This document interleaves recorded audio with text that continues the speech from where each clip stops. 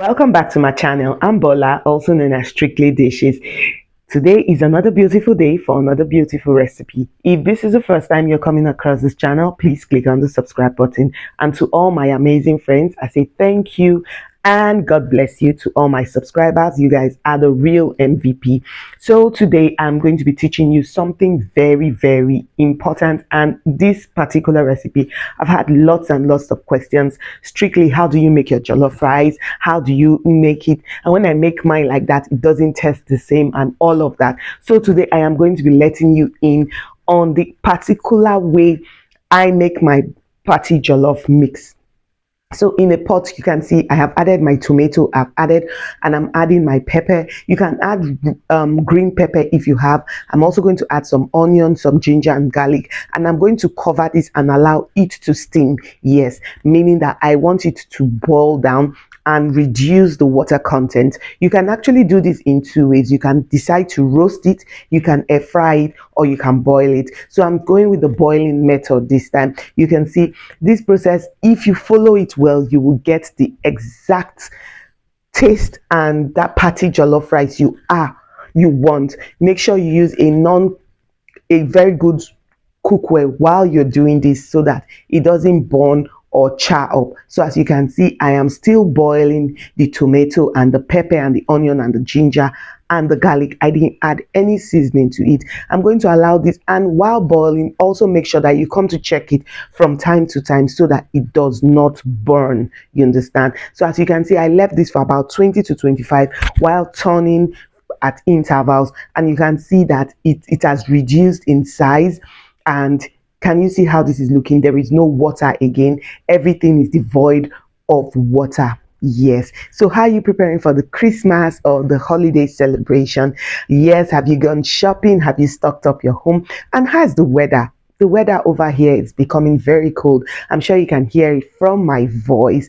Now I'm going to pack this tomato and pepper and onions and garlic that I have boiled. I'm just going to put it into a blender and blend it thoroughly. Yes, so you can see, and can you see that while I'm packing, the pot is not burnt, everything is very okay. So the next step we're going to do is I'm going to pour in some sunflower oil into a pan. You can use vegetable oil, you can use any oil of your choice at this time. And I'm going to come in with some tin tomato. I'm using the medium size tin tomato for this, and I am just going to break that down. I'm putting the tin tomato first before I introduce the other one I have boiled. I'm going to allow this tin tomato to fry for about 5 to 7 minutes before I introduce my other blended tomato. Yes, why am I doing this? Because the other tomato has cooked for about 20 to 25 minutes, so I need to make sure that both cooking times, you understand, they marry together. So now I have to bring in that boiled tomato and pour into the pot. My dears, if you actually follow this particular recipe, you won't have any single challenge in making your party jollof. And you know, this is the holidays, you can't get it wrong. Families and friends will all be around, and this is the time to show off your cooking skills. You know what I am talking about. Can you see that the tomato I poured into the pan is already looking thick? There is no water in it. So make sure you stir properly. See, I don't want to hear this question of how do you make your jollof sauce. This is the video and I have given it to you. And now it's time to season. I come in with lots of rosemary. See, rosemary is very important for your jollof seasoning. I'm going to come in with some salt. I'm going to add some seasoning cubes. Yes, I'm going to add some seasoning cube to this. I'm also going to come in with lots of jollof spice. You understand? You all have your different spices you use, and this is the one I use. I'm also going to come in with some curry powder. You see, this is the time you go all out just to make sure that this particular mix pops. You see, if you get this mix properly, your jollof rice is as good as done. I'm coming in with some black pepper. I'm also going to add some more jollof spice. This is from a friend, Laura. She does the most she makes the most amazing spices, and in short, I love her spices. I'm also going to come in with some white pepper. You see, if you feel the ginger and garlic you added the first time is not enough, you can also add some ginger and garlic If you feel it's not enough, I'm also adding some all-purpose seasoning to this, and now I'm going to stir. And another thing is that make sure, I will continue to say that, make sure you use a very good cookware so it does not stick to the pan and it doesn't burn. I know why I'm saying this, so that the whole process will not just go futile. Yes, so you can see. And another thing, now you're going to reduce your heat.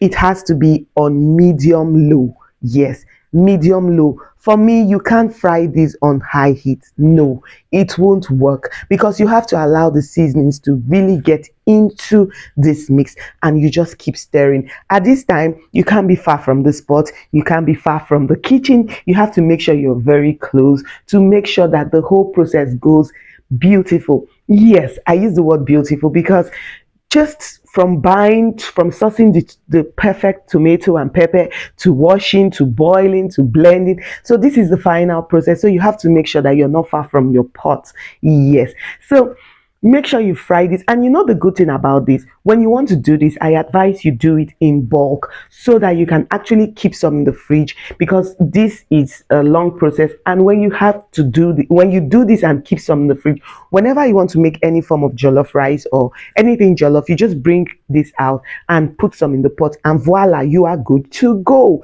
You don't have to start doing it every time. So what I do is I do this in a big batch and I put in the fridge. I hope telling you that you make it in a big batch is going to be helpful in your homes. So can you see this?